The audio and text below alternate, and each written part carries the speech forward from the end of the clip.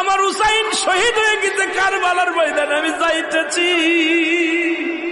আমার হুসাইন ডাক দিছে নানাজি কইয়া, আমি রওজায় থাকতে পারি নাই রে, আমি হুসাইনের দেখার জন্য নবীজি রওজা থেকে উঠা গেছি। আলেমরা সর।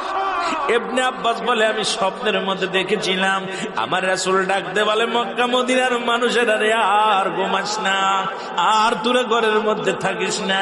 আমি নবী রওজায় ঘুমাইতে পারি নাই, কান্না সহ্য করতে পারি নাই।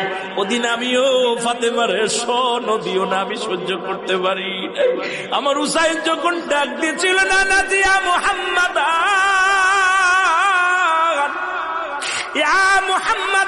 যেদিন ডাক দিয়েছিল রে, সেদিন আমি নবী রওজা থেকে পাগলের মতো উঠে কারবালা পর্যন্ত চলে গিয়েছিলাম।